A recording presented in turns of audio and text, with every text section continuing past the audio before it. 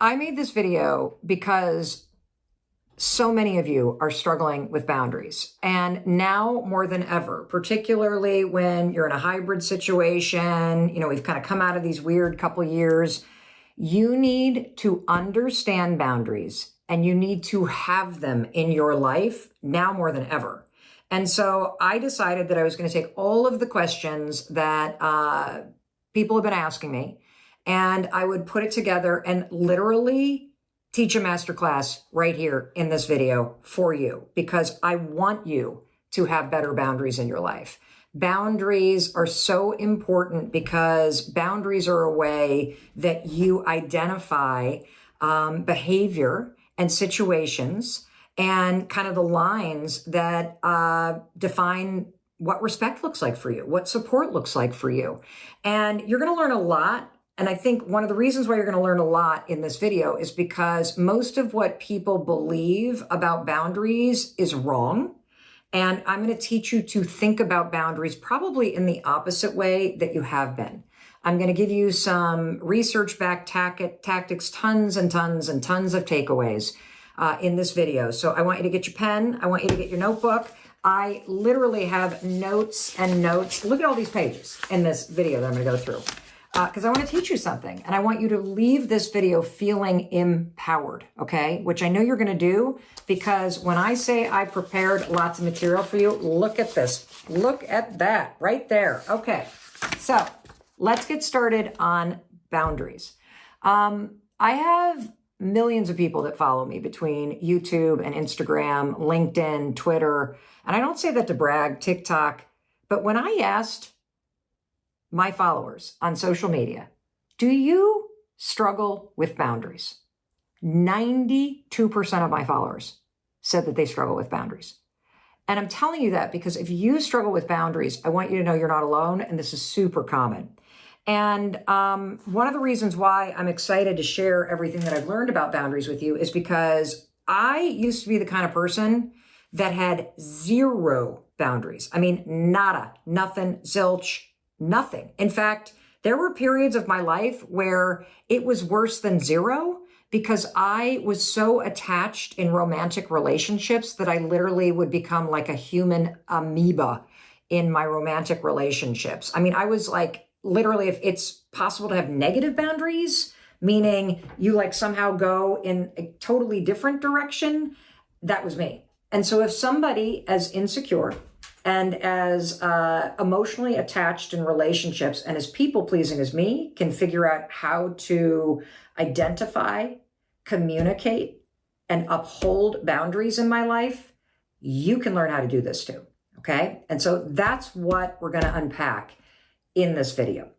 So I think a big question, because a lot of people talk about boundaries, they know they need boundaries, but they don't have good boundaries. Why is that? Well, the reason why we don't have good boundaries is because none of us were trained how to set them. I mean, I want you to think about your childhood for a minute. Your childhood with your caregivers, your parents, your grandparents, whoever, it is naturally an imbalance, right? Like when you come into this world, you are born into a particular family. You're born into a particular culture, religion, economic situation, a place in the world, a race, like a religion. And based on where you were born and to whom you were born into in terms of the family structure, there were all kinds of rules that you had to follow. And if you did not follow those rules, there were consequences.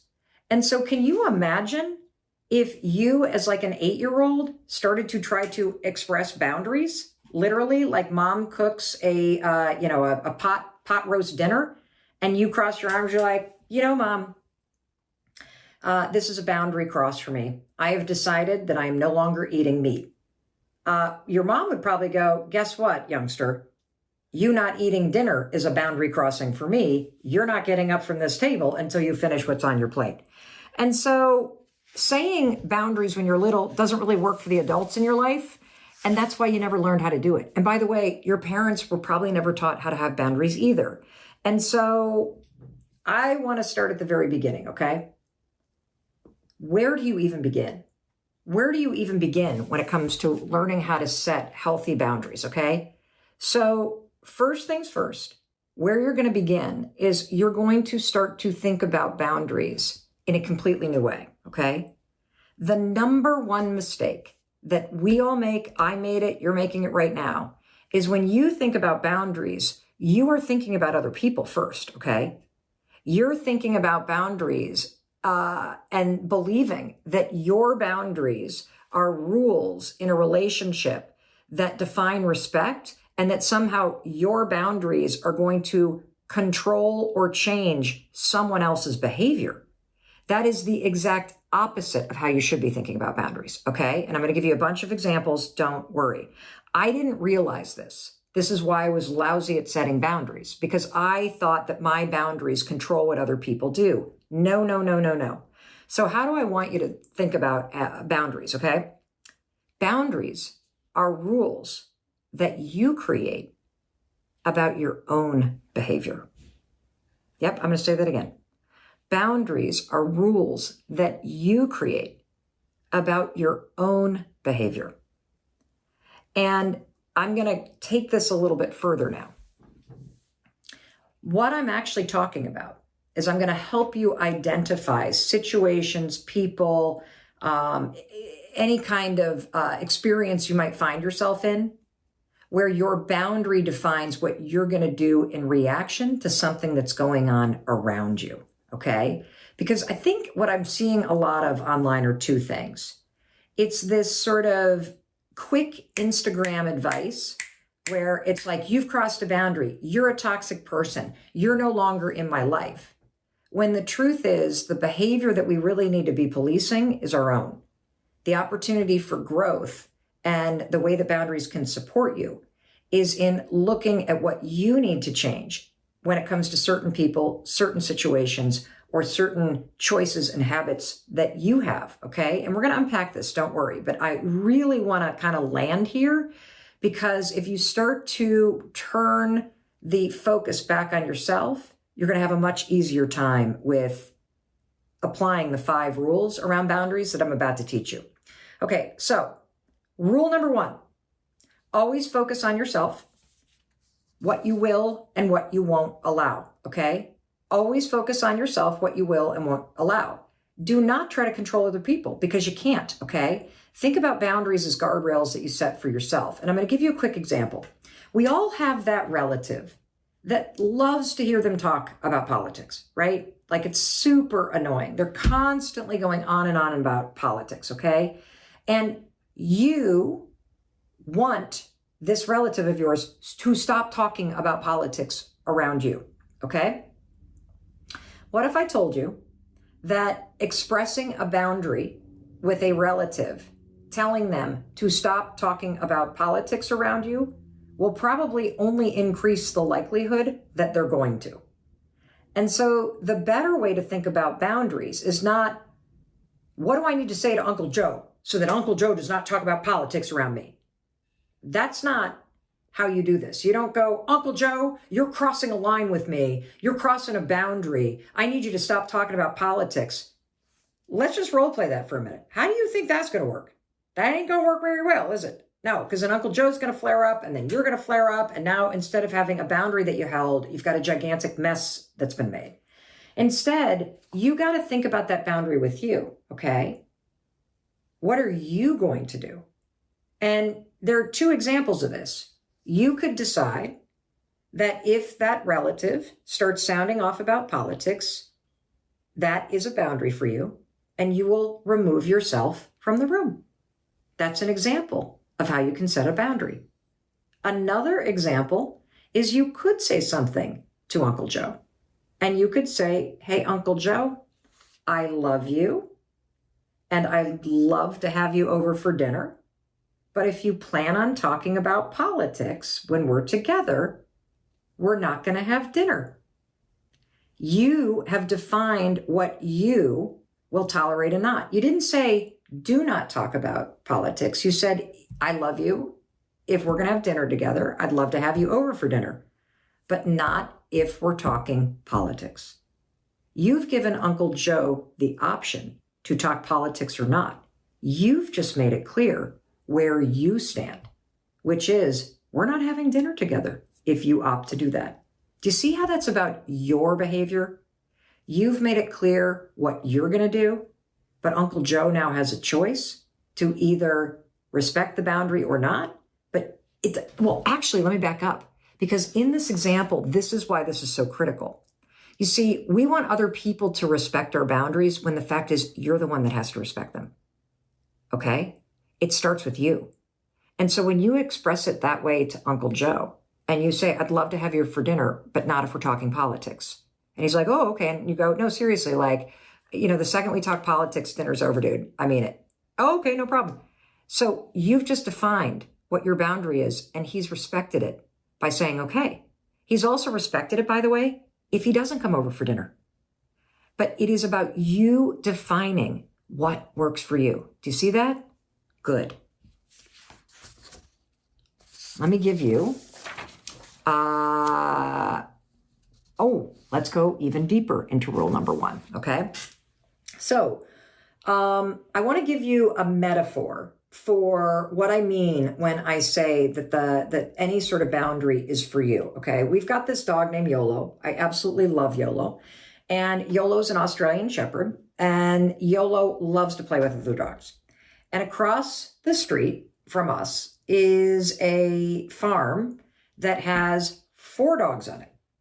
And I think YOLO must have supersonic hearing, because even though it's literally like a quarter mile up through the woods where their front door is, the moment that front door and one of those 4 dogs goes outside, YOLO's like this in our front yard and pew, right across the front yard, leaps over the stone wall, runs across the road, pew, right up to the neighbors. And so we had to get an electric fence. We had to get an electric fence because this dog does not stop to look both ways. This dog is so excited that he just wants to play with his friends, right? And so when they put in an electric fence, if you've never had an electric fence for a dog put in, they come and they put all these little kind of yellow flags or white flags all around your yard. And those flags that they plant in the yard create a visual perimeter or boundary so that the dog knows exactly where the electric fence begins and ends.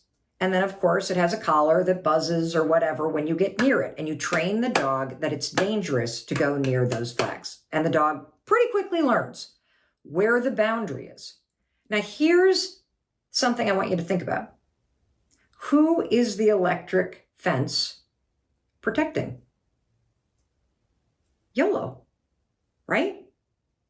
The boundary is for YOLO's behavior.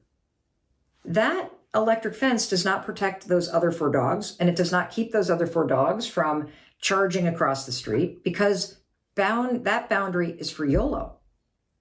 And it's important to think about it this way because the same is true for you. I want you to start to think about what boundaries could act like a perimeter for me that define what respect looks like, that define a way in which I will feel safe and supported. Like the other nice thing about those little white flags is that if there is a person kind of walking up the road or somebody, riding a horse up the road or riding a bike, our dog loves to greet people. But if they can see those little flags, they know that there is something there and YOLO won't come and startle them, okay? And so we're going to talk about why that's important in a minute. But what I want you to think about for a minute, now that you've kind of got this visual and you're like, oh, okay, what are the white or yellow flags that I need to plant in my life? And what are those things that are going to support me, that are going to help me stay inside a boundary that keeps me safe and supported and respected and happy? And, the reason why those flags are important is because once you start to identify them for yourselves, the flag is a super interesting thing to remember, because if other people don't know that those flags are there, they don't know that you have a boundary. And that also means that it's going to be your responsibility to communicate these things, not only to yourself, but to the people around you. And we're going to get more and more and more into that, because that's rule number 2. Boundaries only work if you communicate them. The dog only knows there's an electric fence if you actually see the flags. The people walking up the street only know that it's there because you can see it. People don't know you have a boundary unless you communicate it. And you cannot be punishing people for crossing boundaries that you have that you never told them about, okay? And so I want to ask you a couple questions though, because I want you to think more about boundaries that you might need. Because the other thing that you've been thinking about is, okay, how do I get my sister to respect my boundaries? How do I get my parents? How do I get my roommates? How do I get my boss? Let's start with the most important person you probably need boundaries with, and that's yourself. What boundaries do you need with tech or with drinking or with your habits or with your morning routine or with your sleep? What boundaries do you need with your ex in terms of your own behavior with your ex? Those little flags that you need, a perimeter that you know what? The boundary that I need, I got to block my ex because whenever I have a little bit too much to drink, I drunk dial. So I got to set a boundary with myself. Most of you are going, I'm going to tell my ex that if I text them in the middle of the night, it's a boundary if they text back because they need to know that I was just drinking. No, you need a boundary with yourself. So let me ask you something. What boundaries do you need in order to have better relationship with yourself, a better relationship with your work, a better relationship with your health? What boundaries do you need? I bet you know what they are. What do you need to start saying no to? And here's a big one I want you to think about. If you were to start to truly identify boundaries for yourself, and we're going to get into the different types of boundaries so that you really understand them and you understand how to think about ways to kind of put those little white and yellow flags in your life, what would you have to believe about yourself in order to have better boundaries? Would you have to have a breakthrough in believing that you deserve respect? Would you have to have a breakthrough in believing that you deserve to put yourself first, even if other people are disappointed? Do you have to have a breakthrough in believing that you're capable of following through on these boundaries with yourself or with other people?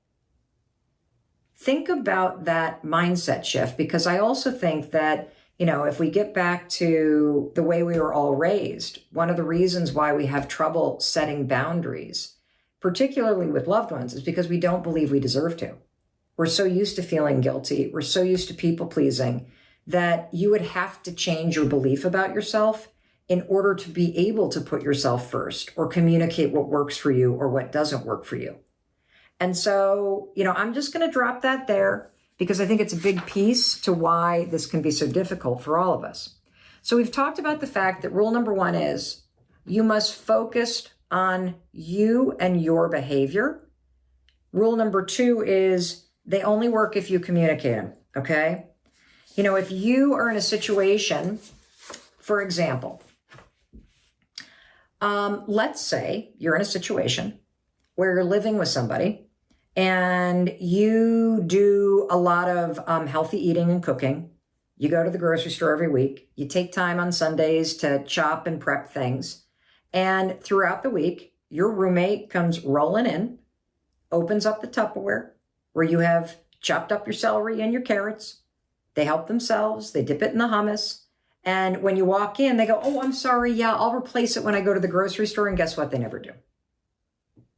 But you don't say anything. And weeks go by like this. And you start to feel like your blood is boiling.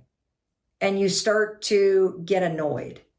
And every time you're at the grocery store, you're starting to calculate the amount of money that you're spending and the fact that you better get 2 bags of carrots because your freaking roommate is probably going to eat some of them. But you haven't said anything. Okay? Haven't said anything. Whose behavior is toxic in that situation? The roommate who is helping themselves to your stuff, or you because you are slowly mounting a case against somebody and you haven't said a word? It's you. See, I think that it's unfair to be angry at or to judge people because they are crossing a line that they didn't even know was there. The yellow flags, the white flags, that's exactly what you need to be planting. And so how do you handle that situation? Well, Here's how you handle it. Remember, we're going to focus on your behavior. Here's how you're going to handle that situation. First, you're going to apologize and say, hey, I need to apologize to you because I have not communicated this clearly. But do not eat my food without asking first. And if that's not possible, I'm going to have to buy a small fridge and keep my food in my room. There you go. You're focusing on your behavior. You've apologized for withholding the communication. You have told them that they are welcome to your food, but they must ask first. And if they don't do that, that you're going to have to get your own fridge and you're going to have to put it in your room, or you're going to have to label your food and duct tape it shut so that you know that nobody's helped themselves to it. You're going to have to put a tape down, you're going to have to do something like that because this doesn't work for you. But you've communicated that you're going to change your behavior if they don't abide by what you said. There you go. Now they have the option to keep going, and now you know what you're going to do. So the thing I want to jump into now is that there are 4 different kinds of boundaries. And when I first learned the categories of the types of boundaries that you can have in your life, this was really liberating for me. Okay, so I'm going to explain what they are. Number 1, there's emotional boundaries. There are time boundaries. There are topic boundaries, and there are physical boundaries. And let's unpack all of them, okay? So emotional boundaries are the kind of boundaries where you're trying to separate your feelings from somebody else. So, for example, if somebody's going on and on and on about some emotional issue, or they're constantly complaining about something, you can say, I want to be supportive, but I'm not available to listen to you talk about that topic. You can also say to somebody how their emotional or their kind of issues are triggering you. You can say, the way that you're treating your dog makes me uncomfortable. You're really harsh in your tone of voice with the kids, and it scares me. If you're going to get that angry, I'm going to remove the kids until you can calm down. If you ask me about my weight again, or you keep talking about your weight, I'm not going to be able to hang out with you because it's really triggering. You know that I'm struggling. I can spend a few minutes with you, but I do this accounting work for a living. So I got to protect my time for paying clients. If you need more than just a question answered, I don't have time for that. That's what I do for a living. That's a big one, because if you're an expert in something or you provide a service, have you ever noticed that your friends would love to have that service or that advice for free? So that's a great way for you to protect your emotional boundaries. Second type of boundary is time. And this is a really good one to understand. This is where this yes and is a sentence I want you to memorize. Yes and. Place limits around how much time you make yourself available for other people. Yes, Dad, I'd love to spend time with you, but not if you're bringing your girlfriend and her kids. Yes, I can respond to your overnight emails, but not until I get into the office this morning. Yes, I can help out on Tuesday afternoon, but I am not available the rest of the week. Yes, I can come over, and I can only stay for 2 hours. Yes, I'd love to see you, and I have an appointment at that time, so let's make other plans. I really appreciate you thinking of me. Yes, I really wish I could be there, and maybe it'll work out next time. Oh, yes, that sounds like so much fun, and I'm not available tonight. Do you see that? Yes, and. Yes, and. And yes, and works with everything, by the way. Yes, I'd love to hang out with you, and not if you're going to talk about your weight, because I'm really struggling with mine right now. Yes, I'd love to see you, but if you're mean to your dog, I can't hang out with you. Yes, I'd love to help you with that. And I do this for a living, so I really have to protect my time for my paying clients, so I only have about 15 minutes to help you. See how that works? Yes, and. Yes, and. I love that tool. All right, another one is topics. You are well within your right, and you should identify the topics you don't like to discuss. You're not obligated to discuss your income, your love life, your health, your weight, your political views, your kids, your reason for not wanting kids, your past relationships, your religion, your race, your gender, your sexuality. You don't have to talk about anything if you don't want to, okay? And this is where you got to like police your own behavior, okay? And so here's what you can say. Yes, and. Yes, I'd love to see you. And my weight is not up for conversation. Do not bring it up again, or I'm not going to hang out with you. I am not comfortable telling you how much money I make. Do you see how that's not about them? It's about you and what you will and won't do. Race is not a topic I am comfortable discussing with you. There you go. Pretty clear, right? Yes, I understand your question, and race is not a topic I feel comfortable talking with you. Yes, I know you didn't mean it, but my dating life is not up for discussion, Mom and Dad. Do you see where this is going? Are you starting to see and feel the power of you drawing these yellow and red, or not red, but yellow and white flags all around you? The fourth category of boundaries is physical stuff, okay? Boundaries with your stuff. So this is important because a lot of people want to borrow your stuff, right? And again, we had this example with the fridge where somebody's helping themselves and you have to focus on what are you going to do if they keep doing it, okay? How about this? Yes, you're more than able. Yes, you can take a look at my notes from class, and you're going to have to meet me in the library while I'm there studying. And you can't have them. You can just take a photo of them. Yes, I know you think that my grandmother's necklace is beautiful and I'm not comfortable letting you wear it. Yes, it is a nice camera and it's expensive and I don't want anyone using it. That vase is fragile. Can you please put it back on the shelf? Thank you. Yes, I know your car broke and I need to use mine today, so I can't lend it to you. Do you see this? Yes, and. It's so firm. And the people and pleaser in me, when I do the yes and, I'm like, oh God, I don't know. Yeah. So let me go through some of the questions. Mel, I know what boundaries I need to set, and I'm scared. How do I start to set boundaries? So one thing I want you to keep in mind is this. Boundaries get a bad rap. And I think it has a lot to do with, how popular it is on social media to outgrow people and to cut people out of your life and to call out, quote, toxic people. And we're going to talk about that in a minute.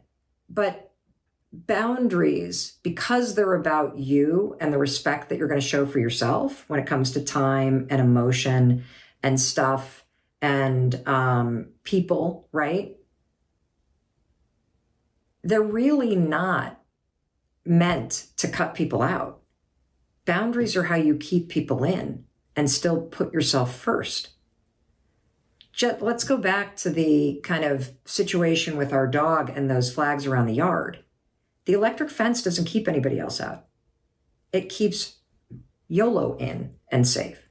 And so keep reminding yourself that you're not drawing boundaries to be a jerk. You're not doing this to punish people. You're doing this to protect yourself. You're doing this to put yourself first. You're doing this to show respect for your needs. And you're also doing this because if people continue to cross the line, then you are going to change how much you can be with them. So don't you see that boundaries are a way for you to try to keep people in your life without you putting yourself last or making yourself feel used or going through life as a people pleaser? And I want you to try the yes and statement, because that structure, yes and, becomes a framework for you to practice, okay? Question I get a lot. Mel, how do I deal with toxic people? It honestly feels like society practically rewards selfish behavior these days. Any tips? Well, society doesn't reward selfish behavior. We are just a society of people with very few boundaries because we don't treat ourselves with a level of respect or worthiness to define them and to enforce them for ourselves, which is why we end up feeling trampled, or we feel like we get used, or that we're constantly putting other people first. And so one of the things that I believe is that there aren't toxic people. In fact, I want you to stop calling people toxic, and I want you to start doing this instead. I want you to start identifying toxic behavior. Toxic behavior is any behavior that rubs you the wrong way. And we are all capable of and guilty of engaging in toxic behavior. You know, I, for example, have a very loud voice. And especially when I get excited, I talk louder and faster. And I don't mean to go into a restaurant or be at a bar or be in the airport and be going, bah, bah, bah, bah, bah, bah, bah, bah.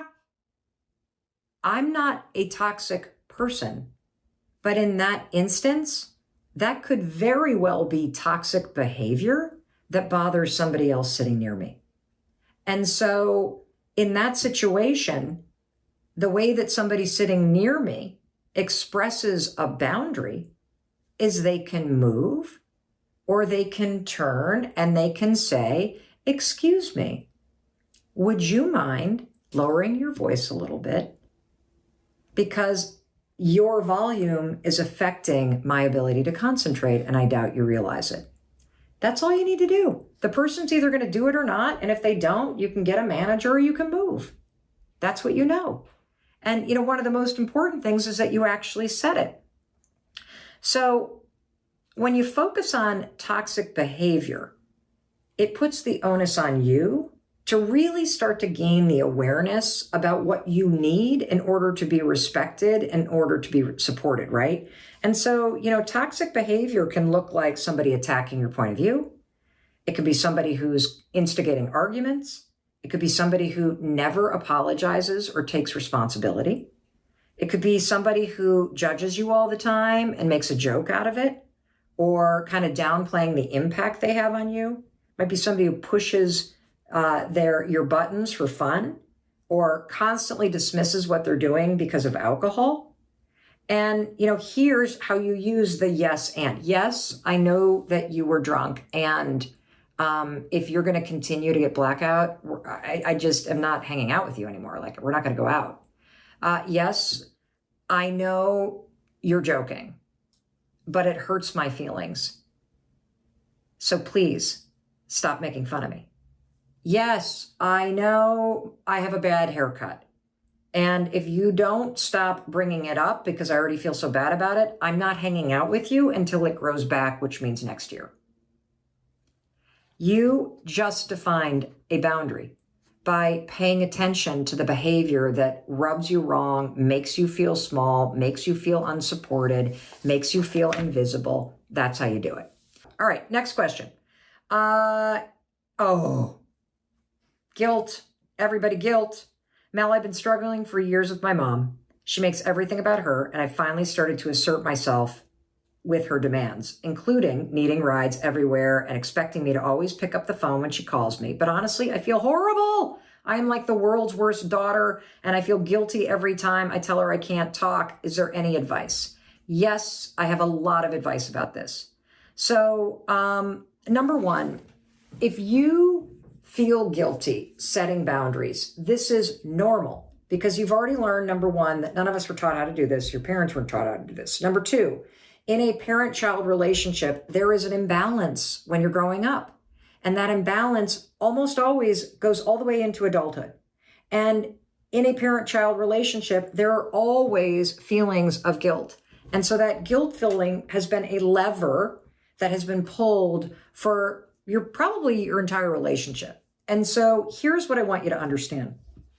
It's time for you to become an adult, okay? And that means learning how to tolerate that discomfort that you feel when that guilt rises up. Okay. And so I'm going to give you 3 steps. You ready? Number 1, and I'll give you an example. Let's say that it's a holiday weekend and you are going to be going away with your friends, right? And your mom thought you were coming home. And so you call and you're like, oh, I'm really sorry, I'm not coming home this weekend. Oh, you're not? But I thought you were coming. But I invited the so-and-sos over on Saturday. And Dad made golf arrangements on. What do you mean you're not coming? Right? The volcano of guilt starts to erupt within you. This is what you're going to do. Number 1, acknowledge that discomfort rising up inside you. That's number 1. Number 2, feel empathy for your mom. Okay? Here's why. That volcano of guilt is literally your mom trying to express love and disappointment because she just wants to see you and she had expectations that she was going to. She's just expressing it in a very unhealthy way that's not supportive for you, but this is what she's always done. So just feel empathy for the love and the disappointment. Okay? I don't want you to feel bad for her, and I don't want you to feel bad, because when you feel bad, you're going to try to fix it. Okay? That's not what you're supposed to do. You're supposed to feel the discomfort, feel sorry that she feels this, kind of love and this like disappointment. That's a human emotion. It's okay to feel empathetic for her. And then 3, you're going to use yes and. Yes, Mom, I know you're disappointed. Yes, I realize that you didn't know that I wasn't coming. And I'm still going to go to my friends. And let's pick another date. And let's make plans. Boom. Welcome to adulthood. Are you ever going to stop that kind of guilt and discomfort from coming up? No, because you still love your mom and you don't want her to feel disappointed or like unhappy. But it's not your job to fix it. It's your job to be an adult, and it's your job to communicate like one. And that's where your boundaries come in.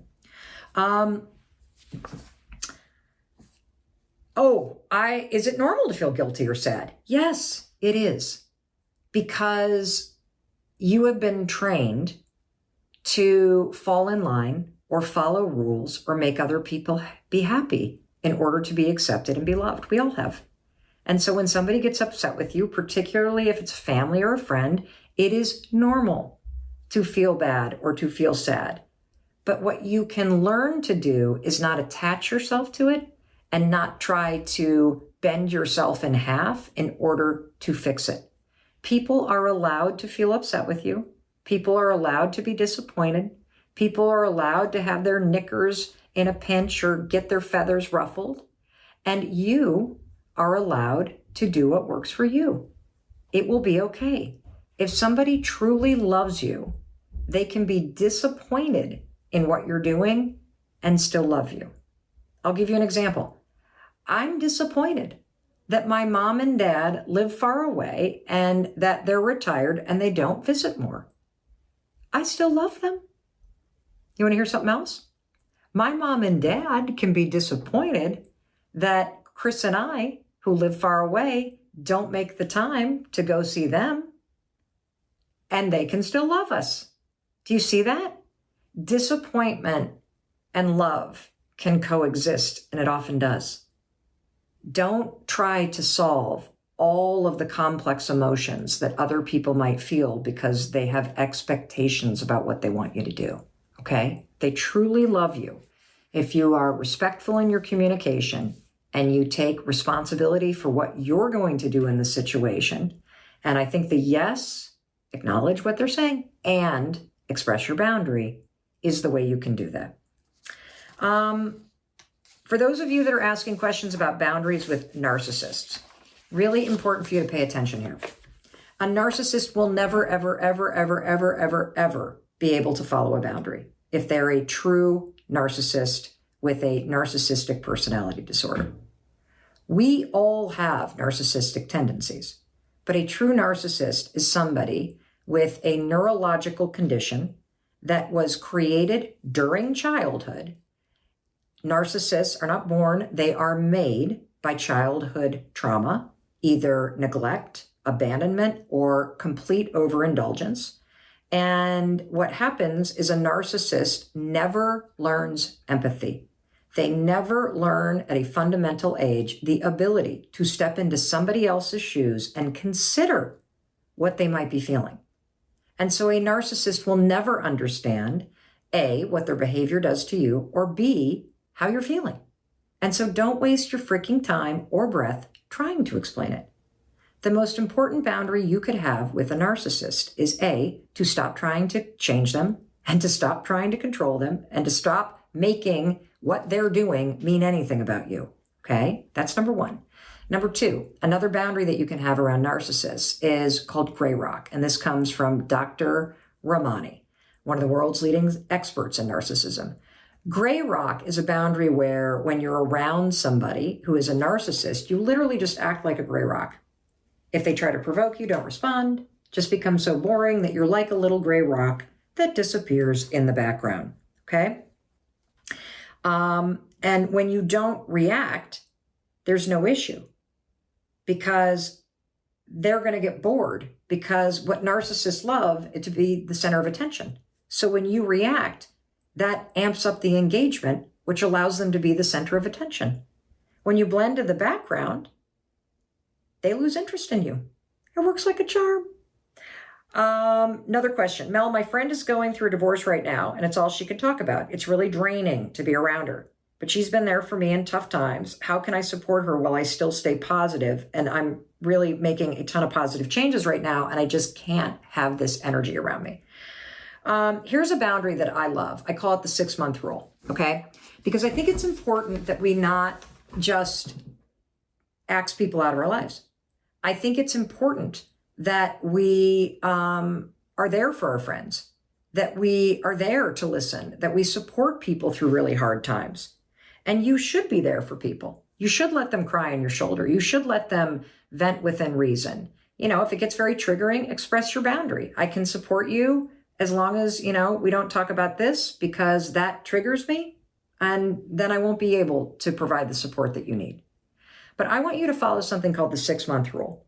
For 6 months, give somebody what they need, support them, give them advice, offer up resources, suggest things that they can do to improve the situation or move through it.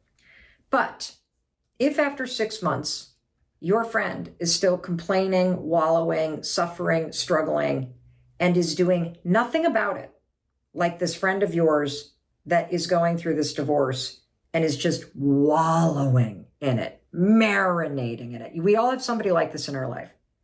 You have to draw a boundary. And here's what you can say. Look, I love you, and I really want to be there for you. And yes, I know you're going through a difficult time, and I can no longer listen to you talk about this because I'm committed to supporting you and seeing you move through this. And you are not doing anything about it. So as long as you are not taking any of the advice or taking any proactive steps to make the situation better, I am not available to listen to this anymore because I want to see you improve. Boom. I once did that with a woman who was really struggling with an eating issue, and she would constantly bash her body and her appearance. And I knew that she had a history with an eating disorder, and this went on for 6 months. And I kept offering up a friendly ear whenever she wanted to talk about it, offered resources, suggested she go back to her therapist, just on and on and on and on and on. And I finally just said, look, I care about you, and you clearly have an issue and you know it. And I cannot listen to you talk about this if you're not going to do something about it. And that ended our friendship. Like, she unfollowed me on Facebook, didn't speak to me again, never saw her again. And then you want to know something interesting? About 15 years later, she reached out and said that that conversation was a pivotal moment. She took a leave of absence from work. That's how I knew her. And she went into a treatment program. And that's what changed her life. So you have no idea how you expressing respect for yourself and expressing and planting these white and yellow flags in a way that is trying to keep somebody in your life, you have no idea how that might be exactly what they need to hear. You see, I think most people don't realize what they're doing that crosses a line for us. Most people don't realize how stuck they are, how long they've been complaining because they're used to it. Maybe they need you to plant that white flag or that yellow flag. Maybe they need you to be the stronger one. Maybe they need you to see something greater, and that shifts the dynamic completely, not only for you, but for them and for your relationship. And finally, how do you really think about boundaries? How about thinking, instead of what you got to cut out, what do you want to have boundaries where you invite more of? How about you have a boundary with yourself that when you start getting sad and low energy, that you plan to get outside and have fun? You have a boundary that when you feel lonely, you force yourself to reach out. Like, boundaries can work both with like what you won't do, but also what you need to do more of. Like, what kind of boundaries, if we get back to the questions I asked you in the beginning, what boundaries do you want that would improve your relationship with yourself, your health, your work, your love life? What boundaries? Like, a boundary could be that you can't be in a relationship if somebody is still talking to their ex. That's a perfect boundary, right? A boundary might be that you don't drink during the week because it's important for your health. My daughter has this incredible boundary that I respect a lot, where she doesn't come out from Boston and stay at the house very often because she knows that her routine is what makes her feel healthy and confident and successful and like on track. And when she wakes up out here and she has to race into Boston for work, it just doesn't set her up for success. I admire that. It makes me think about my own boundaries. Other question I want you to think about: what do you need to say no to? What do you need to say yes to? What do you need to believe about yourself in order to have better boundaries? Because one of the things that I do know is that you deserve to be happy. You deserve to feel supported. You deserve to feel like you are first in your life. And you deserve to live with a level of clarity and confidence so that you can say yes and acknowledge what somebody's feeling and express what you need and what you're going to do if it doesn't happen. That, my friend, is the masterclass on boundaries. Oh, okay. I was about to end this. And, I'm sitting here with Charlotte from my team. She's like, Mel, talk about the boss. So here's the thing. Unless you're getting paid to be available 24/7, you're not supposed to be. And so I know that there is that saying, I want to talk about boundaries with work and with your boss, because you're going to need a couple different types of boundaries. Okay. I know that we say you train people how to treat you, and I don't really like that. I think you've got to train yourself on how you would like to be respected, first and foremost by yourself. And so if you are always available, that is you needing a boundary with yourself, okay? I realize that you may have a demanding boss, and I realize that you may need the money. But do not get yourself in a situation where you work 24/7 and sleep with your phone because you think you have to, and because that's become the default. It is well within your boundaries, because this is legal, to say, I do not check email overnight. I will respond when I'm in the office tomorrow. That's it. There's your boundary. If you are expected to be available all the time, then you need to make sure that you're being compensated for that, okay? And if your boss calls you on the weekend all the time, you can say to your boss, if this job is going to require me to answer work calls all weekend long, I am not going to be able to stay here long term. That's a boundary. You can also express it that if I'm working 24/7, I am less productive. If I understand, yes, that you would like us all in the office 5 days a week, and I get way more done if I can work from home 3 days a week. If they don't say, if they, and look, if they won't let you do it, you're going to look for another job because that's your boundary with yourself. Your boss can dictate what you want. You've got to know what is your yellow and white flags. You can then express it. And if things don't change, you now know it's on you. It's not about your boss respecting your boundaries. It's about you respecting them enough to leave a situation that doesn't work if they're not being respected. And it's also about you respecting them enough that you actually say something about it. Another boundary. Yes, I understand you like to end the week, with this thing, and I need to get home. So if you want me to attend the Friday afternoon happy hour, can it start at 4? Because I need to leave the office by 5 to pick up my kids at daycare on time. Boom, boundary expressed. See how that works? Great. Now, also with work, you have to have boundaries with technology. And here's one of the biggest ones. Identify a place where you work when you're working from home. I know it's called a laptop, but do not have your laptop on your lap while you're watching TV, while you're in the kitchen, because then you're working everywhere. And I'm going to explain why this is a really important boundary. If you're in a studio apartment, have a little side table where the laptop is. You can sit on your bed. I don't care. But when you're not on your bed working, the laptop is closed and on the floor. And here's why. If you are sitting on the couch at night and you got your laptop open because you figure, hey, while I'm watching this Netflix series, I can just answer emails. How long is it going to take you to answer the emails?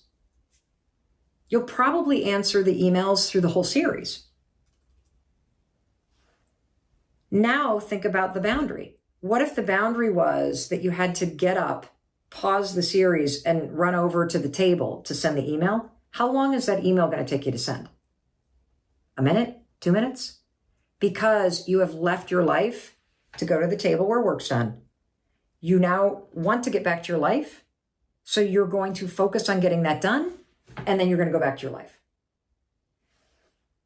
We live, and you live, in something called the gray zone. This is a term that psychologists have created during the pandemic that described the fact that we all became this sort of working all the time. The research is in, we all worked way more hours during the pandemic because we were always working. We were never not on our laptops.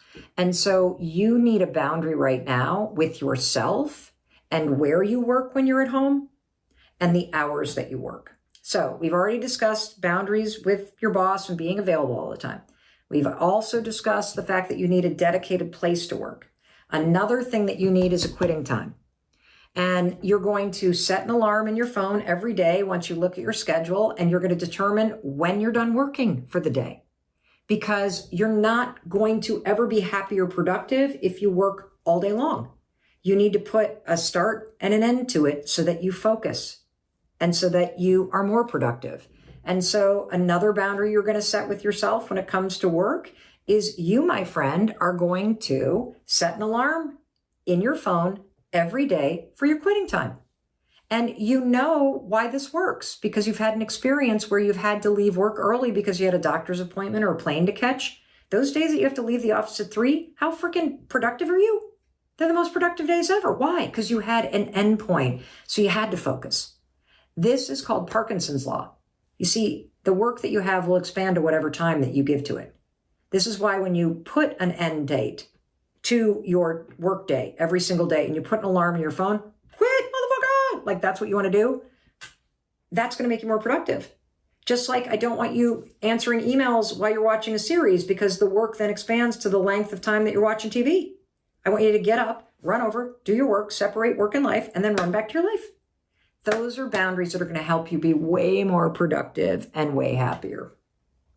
Trying to think of another boundary. I'll give you another. And here's the other thing that I want to say about setting boundaries with parents. It's super helpful as a parent to know what my kids' boundaries are. For example, my son does not like me walking into his bedroom without knocking first. Not because he's in there doing drugs, but because he likes to take a shower. And there are times where the bathroom door is open. And if I'm like blazing in, he might be walking through his bedroom with nothing on and he doesn't want his mother to see him. Totally understand. That is a boundary I can respect. My daughters told me, one of my daughters told me recently, because I was visiting her in college, and I saw one of her friends that I hadn't seen in like 18 months. And I went overboard. I was like, oh my God, you look amazing. Wow. Holy cow. Have you lost weight? Like, I literally just couldn't help myself because I was so blown away by the transformation. My daughter pulled me aside and said, yes, she looks amazing. And don't ever comment on someone's weight, Mom, or else I'm not going to introduce you to my friends. And I'm like, what? She's like, that friend of mine struggles, Mom, with body issues. Like, just as a rule, don't do it. That was something that was so helpful for me to hear. Yes, I felt like an idiot, but I'll never do it again. And it made me really stop and think.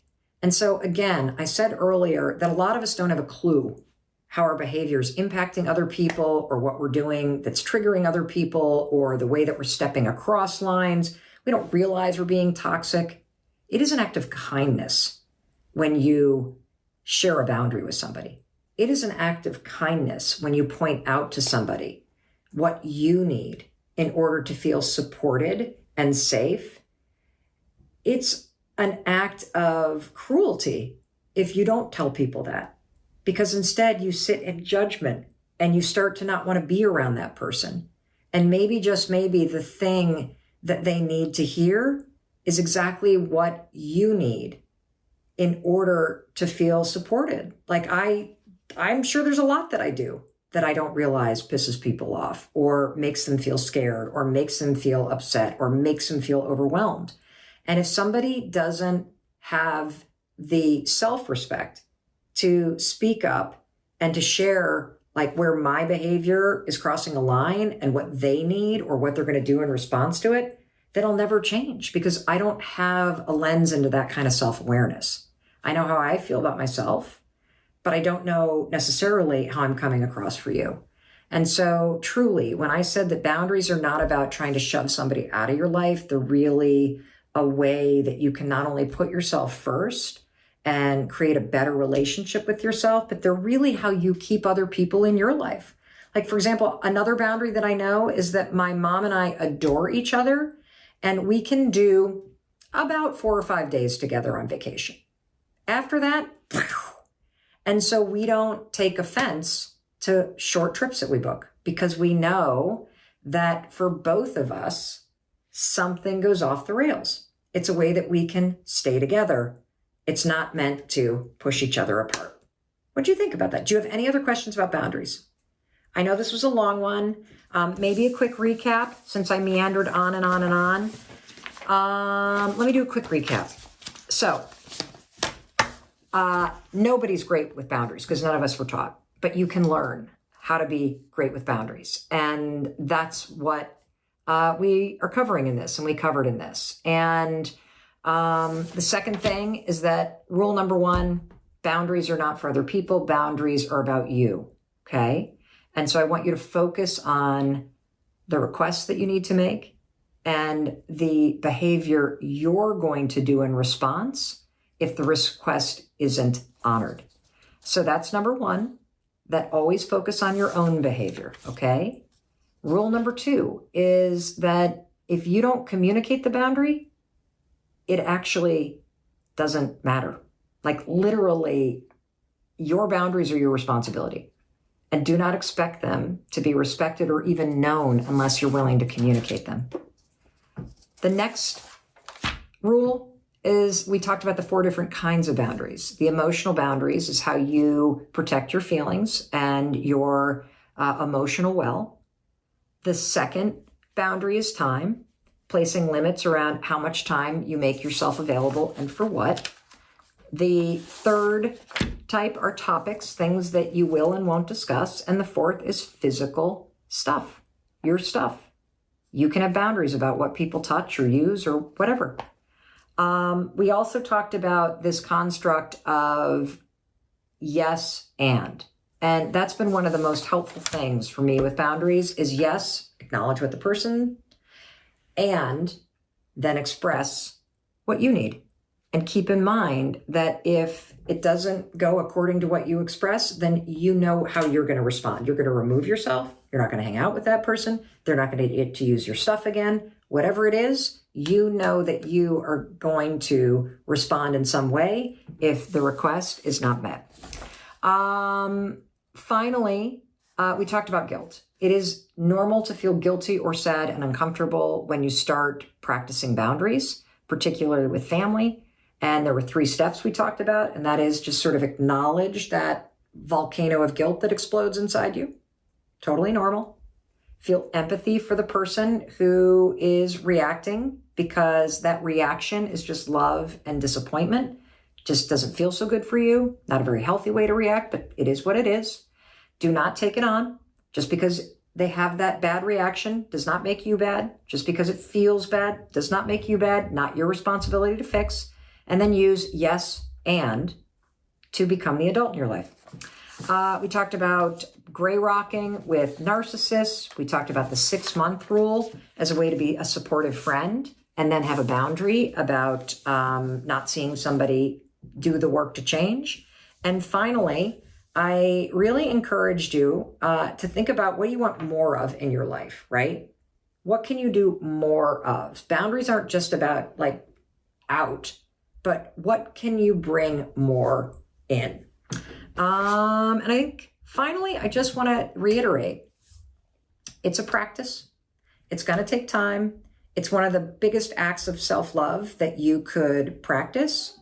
And it truly is a way that you put yourself first and you are kind to other people because you have the courage to express what's not working for you. And in doing so, you are strengthening a relationship that's meant to be in your life because you're kind and respectful enough to tell somebody about something that they're doing that doesn't work for you. And in doing that, you are attempting to keep them in your life. And I think that's an amazing act of kindness, and it's an act of self-love for you. All right. So if you enjoyed this, please share this with people who need it, and make sure you subscribe because we put out new videos every single day, and we're going to be doing more and more and more and more and more teaching videos and coaching videos. And so stay tuned, subscribe. And as always, if nobody else tells you today, I want to tell you I love you. I believe in you and your ability to not only create boundaries and hold them for yourself, yes, and to do the work to change your life.